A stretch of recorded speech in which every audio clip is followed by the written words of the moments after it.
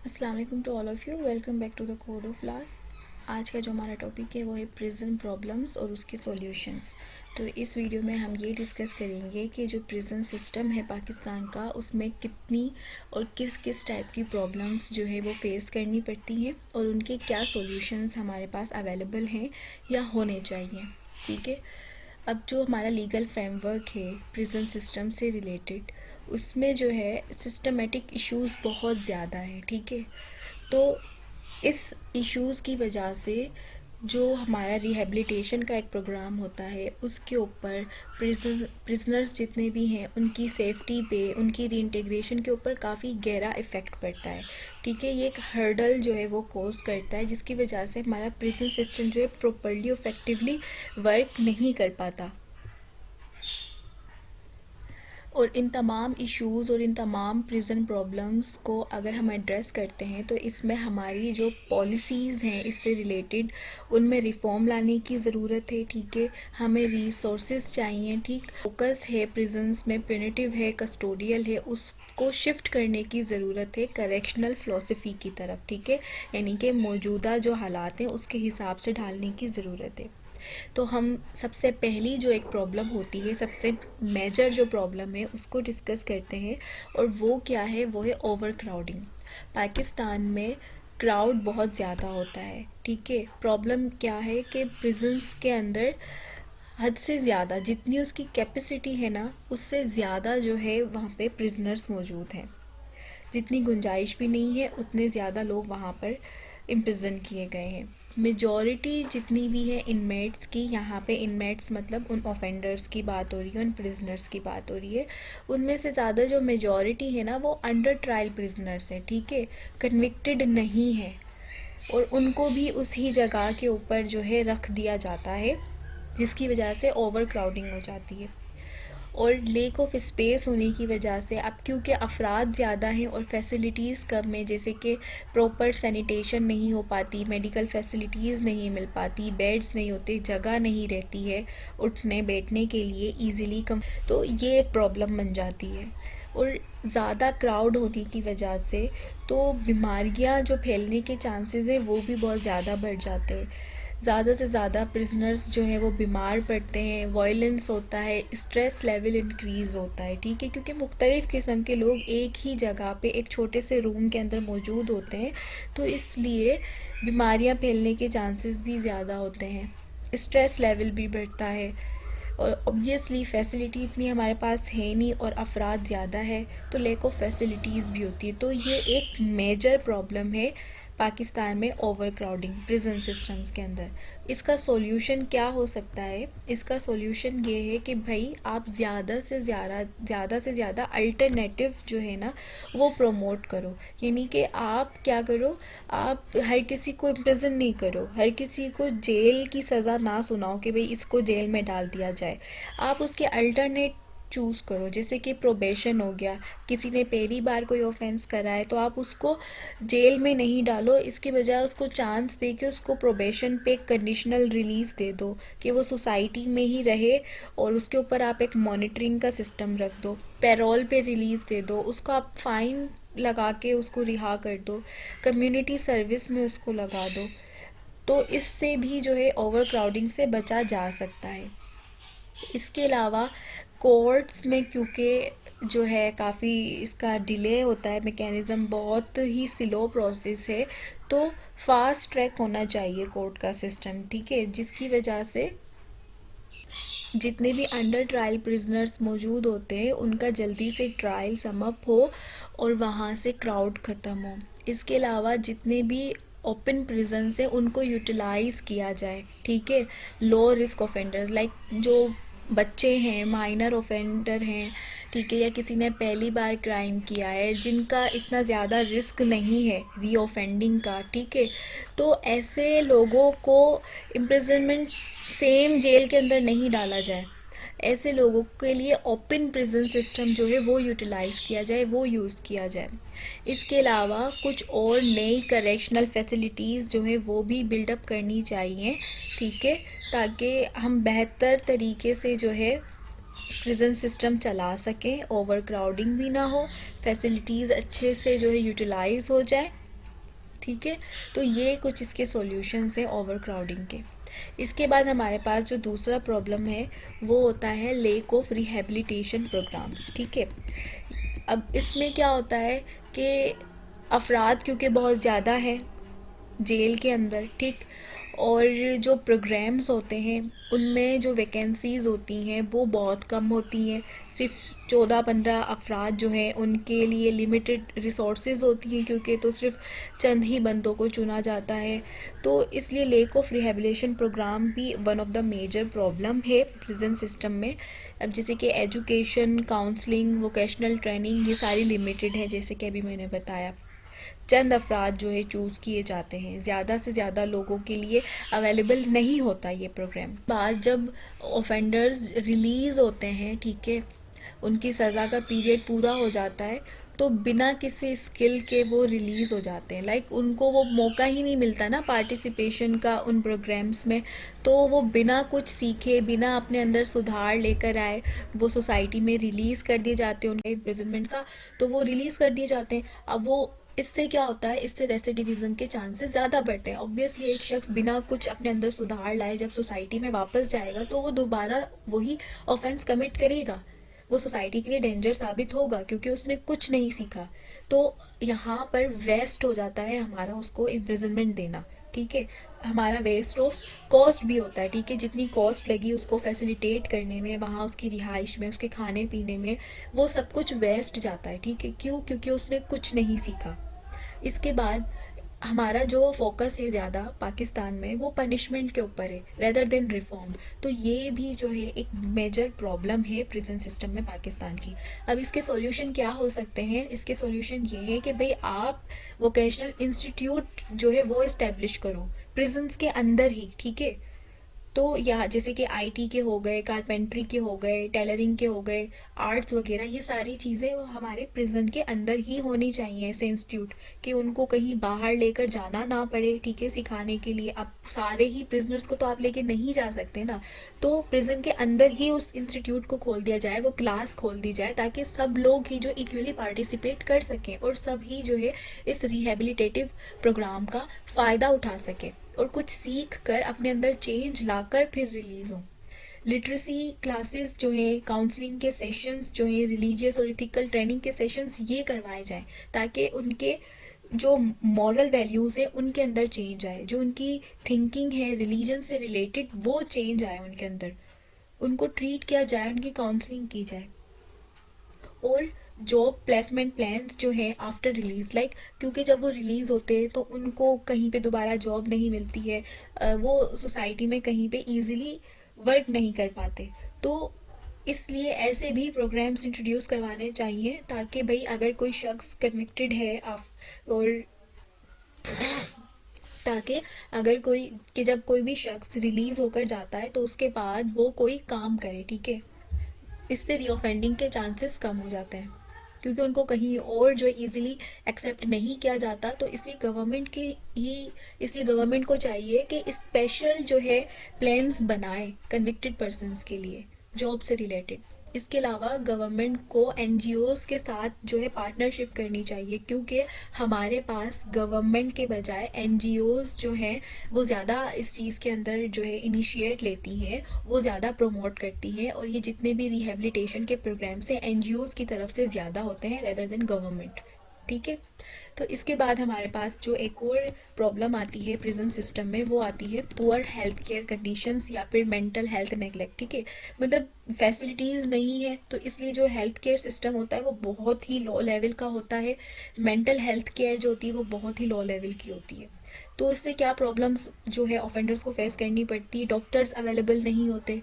ठीक है, तो वहाँ पर ज़्यादातर जो है लोग एचआईवी के, हेपेटाइटिस के, इसके एड्स के, इसके शिकार हो जाते हैं, ड्रग एडिक्टेड हो जाते हैं। अगर वहाँ पे कोई एडिक्टेड पर्सन होता है तो वो ऑब्वियसली वो उनके साथ जब रहेगा तो उसको भी आदत हो जाती है ड्रग्स वगैरह लेने की। मेंटल इलनेस जो है वो अनट्रीटेड ही रहती है। लाइक हेल्थ केयर फैसिलिटीज़ अगर मौजूद हों भी, हॉस्पिटल्स अगर मौजूद हों भी, तो जो एक पर्सन जिसने क्राइम अगर किया था अपनी मेंटल डिसऑर्डर की वजह से किया था, कोई उसको ट्रॉमा था, कोई साइकोपैथ था, कुछ भी वजह हो सकती थी। तो जो वजह थी जिस वजह से उसने क्राइम किया था, तो वो वजह तो अनट्रीटेड ही रही। उसकी काउंसलिंग तो हुई नहीं, उसकी मेंटल इलनेस की तो ट्रीटमेंट हुई नहीं, साइकाइट्रिस्ट से या साइकोलॉजिस्ट से तो उसकी कंसल्टेशन हुई नहीं। तो जो मेंटल इलनेस है, जो वजह थी जुर्म की, वो तो अनट्रीटेड ही रही। अब जब वो रिलीज होगा तो वो सोसाइटी में जाके दोबारा क्राइम कर सकता है। तो ये भी एक प्रॉब्लम है, ठीक है। इसका सॉल्यूशन हम पढ़ते हैं कि क्या हो सकते हैं। सबसे पहले ये कि आपको फुल टाइम मेडिकल स्टाफ या साइकोलॉजिस्ट वगैरह जो है वो अपॉइंट करने चाहिए, ठीक है। ऐसा नहीं हो कि हॉस्पिटल तो है लेकिन वहाँ पे देखने के लिए कोई डॉक्टर ही नहीं है। तो फुल टाइम जो है वहाँ पे डॉक्टर्स मौजूद होने चाहिए, उनकी ड्यूटी वहाँ ही होनी चाहिए। इसके अलावा ड्रग रिहेबिलिटेशन सेंटर्स भी जो है वो बनाने चाहिए इनसाइड प्रिजन्स, ठीक है। रेगुलर जो है मेडिकल स्क्रीनिंग होनी चाहिए, वैक्सीनेशन प्रोग्राम होने चाहिए, क्योंकि हमें नहीं पता लगता कब कोई बंदा HIV का शिकार हो जाता है, एड्स का शिकार हो जाता है, और दूसरी जो है उसको इन्फेक्शंस वगैरह हो जाते हैं। तो रेगुलर जो है चेकअप होना चाहिए, मेडिकल स्क्रीनिंग होनी चाहिए, ताकि हमें पता लगता रहे कि कौन सा पर्सन हेल्दी है और कौन जो है वो इन्फेक्टेड है, ताकि हम उसको सेपरेट कर दें और दूसरे लोग जो है वो अफेक्टेड होने से बच जाए। वहाँ सेपरेट यूनिट्स होने चाहिए मेंटली इल प्रिजनर्स के लिए, ठीक है।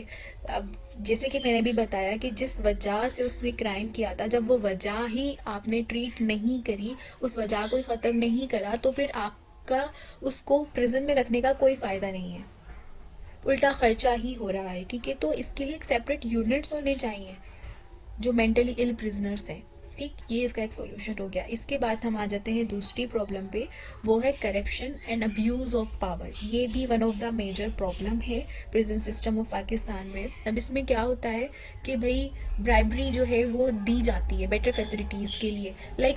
जो लोग अफोर्ड कर सकते हैं, एक हाई इलाइट क्लास से बिलोंग कर रहे होते हैं, तो वो क्या करते हैं, रिश्वत दे के अपने लिए फैसिलिटीज़ जो हैं वो इकट्ठी कर लेते हैं, ठीक है। कि अच्छे से अच्छा खाना उनको मिलता है, अच्छे से अच्छा जो है पहनना ओढ़ना, रहने सोने के लिए चीज़ें फैसिलिटीज़ उनको मिलती है, हेल्थ केयर फैसिलिटीज़ उनको मिलती हैं, प्रॉपर विजिटेशन भी होती रहती है, उनसे लोग मिलने के लिए भी आते रहते हैं, उनके इजीली ट्रांसफ़र भी हो जाते हैं। बाकी वो ऑफेंडर्स, वो प्रिजनर्स जो कि लोअर क्लास से बिलोंग करते हैं, गरीब तबका जो होता है, वो अनफैसिलिटेट रह जाते हैं।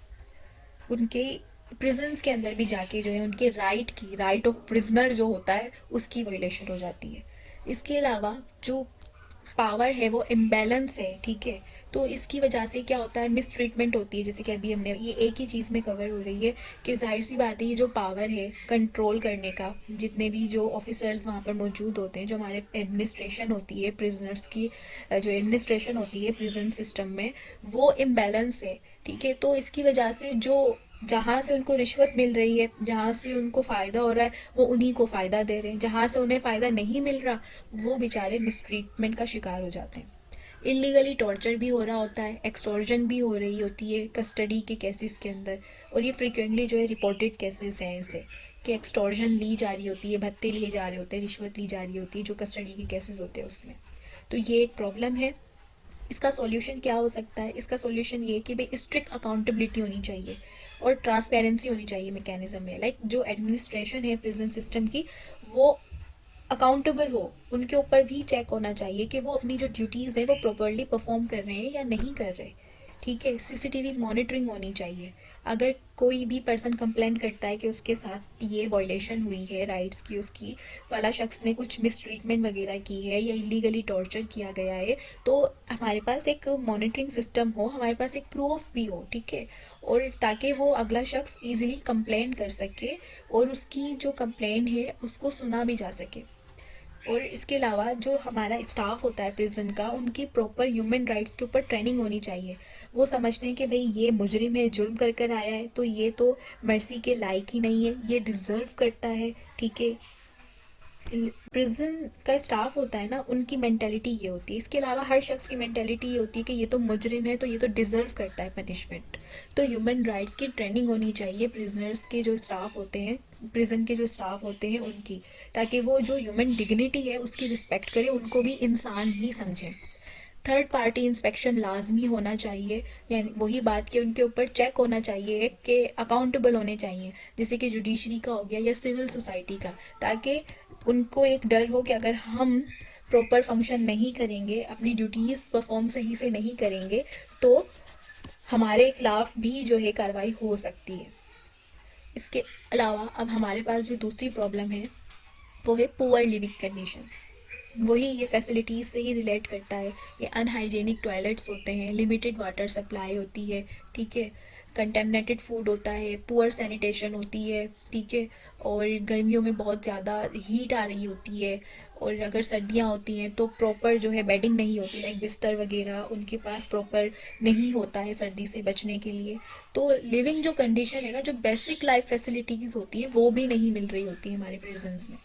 तो इसको इम्प्रूव करने के लिए क्या है कि भाई एटलीस्ट बेसिक जो इंफ्रास्ट्रक्चर है और जो बेसिक हाइजीन के रूल्स हैं वो तो इम्प्रूव किए जाए, प्रॉपर हाइजीनिक तरीके से खाने बनाए जाएं, और इसके अलावा जो न्यूट्रिशनल मील प्लान्स हैं या फिर इसके अलावा जो साफ़ पानी है वो सप्लाई किया जाए, क्योंकि वो भी इंसान ही है।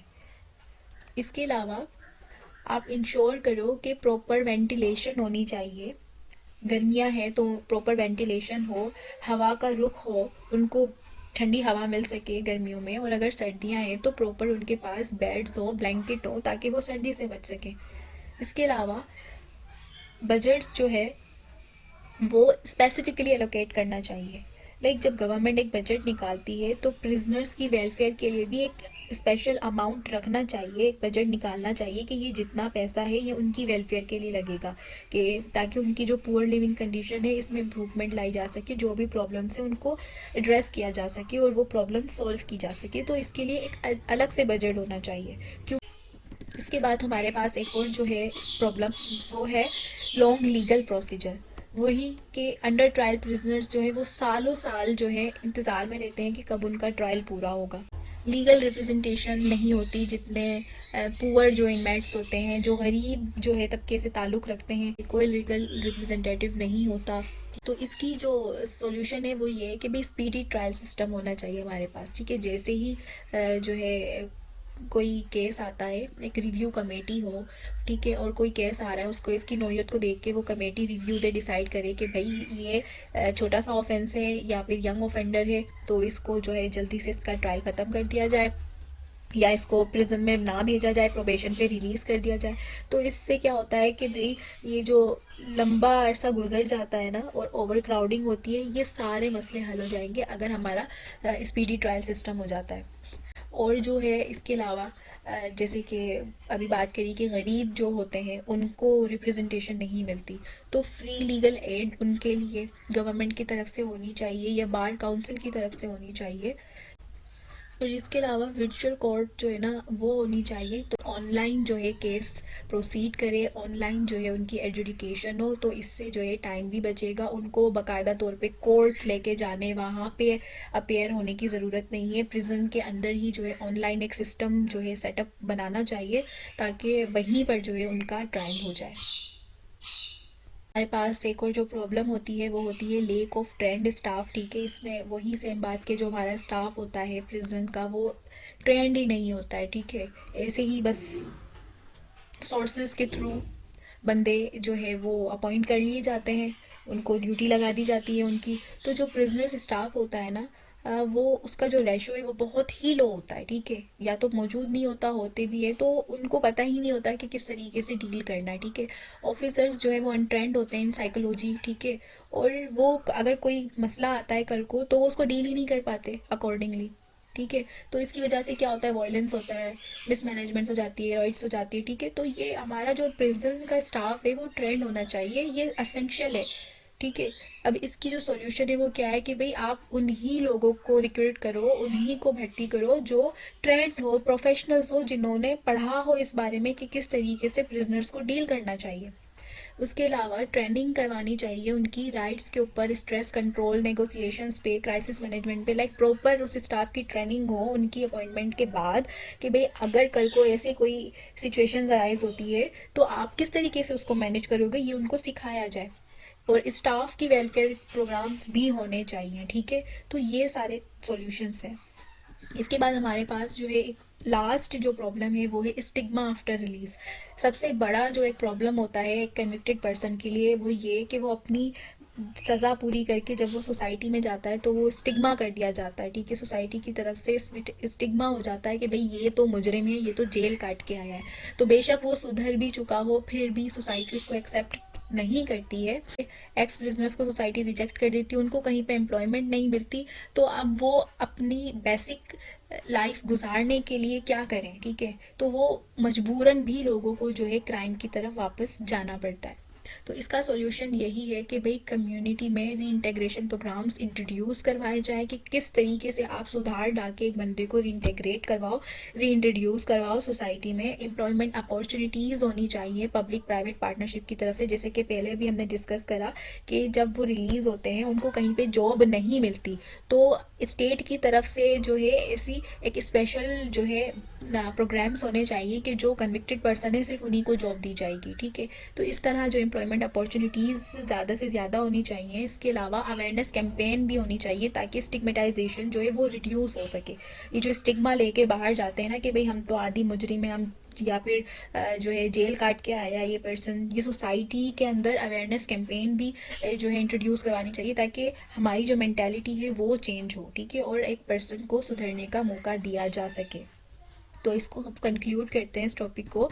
तो प्रिजन सिस्टम जो है वो हमारा पनिशमेंट से फोकस उसका हटना चाहिए और उसका रिफॉर्मेटिव या रिहेबिलिटेटिव मॉडल्स के ऊपर ज़्यादा फोकस होना चाहिए। इससे क्या होगा कि जो इम्प्रूवमेंट आएगी कंडीशन में, हमारे प्रिजन सिस्टम के ओवर क्राउडिंग भी ख़त्म होगी और स्किल जो है ना वो डेवलप्ड होंगे, और मेडिकल केयर वगैरह, हेल्थ केयर वगैरह, ठीक है, ये सारी चीज़ें जो है इंश्योर की जाए, इनको प्रमोट किया जाए ताकि और सोसाइटी के अंदर उस पर्सन को रीइंटीग्रेट करवाया जाए, ताकि जब आपने उसको एक प्रिजन के अंदर रखा है तो उसका कुछ फ़ायदा भी तो हो, जब वो सोसाइटी में बाहर जाए तो क्राइम रेट कम हो, रेसिडिविज्म का रेट कम हो, वो दोबारा से ऑफेंस कमिट ना करे, ठीक है।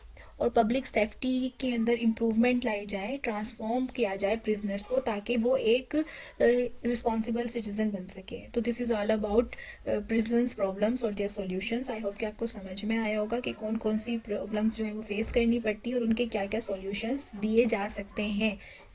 मिलते हैं नेक्स्ट वीडियो में, जब तक के लिए अल्लाह हाफिज़।